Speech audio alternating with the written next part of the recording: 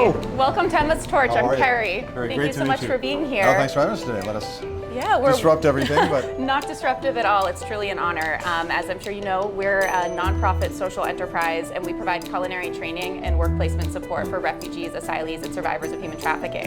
And the best part is that we do it all by creating delicious food and being part of our community. So we're so thrilled to, I've have you heard here. so much about it, but I was anxious to actually see it for myself. And thank you for doing this. Thank you, thank you. Should we show you around a little Please. bit?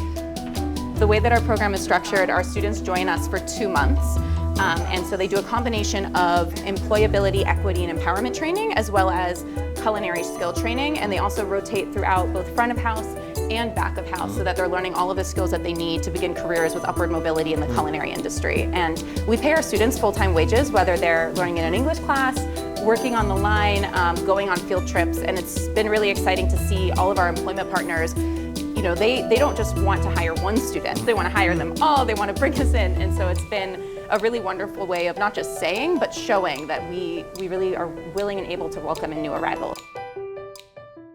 So Hey, this is good where, afternoon. so this is a whole bunch of our students, and Bree and Linda, who are our 2 chef Hi, how are you? instructors. And they're the ones who make the magic happen on the practical side. So our students over here are working on the saute station, working with green beans.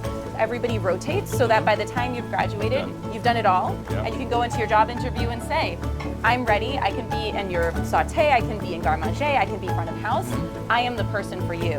what are you preparing here? We got hot sauce. Yeah. Ah, hot sauce for a hot day.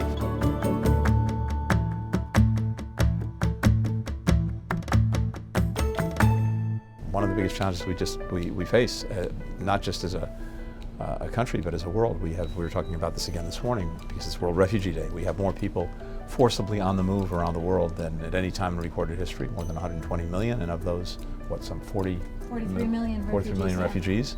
The United States has been the #1 home to refugees. So we talked about partnership.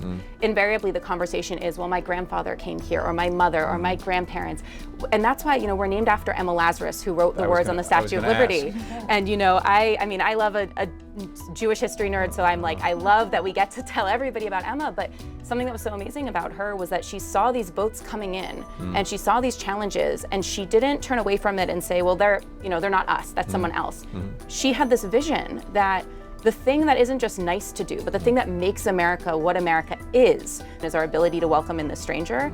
So, oh, That's a great one. That's really beautifully articulated. Thank you. Please have a seat. So good to meet you.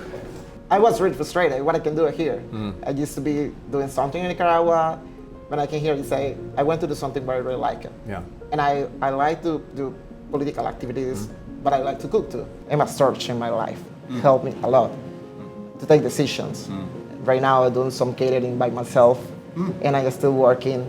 I learn a lot of English here too. This is the story of our country. This is the story of America. Successive generations coming from somewhere else, but then becoming part of the story of our country and carrying it forward. And that's exactly what you're doing. So we're so glad that you're here.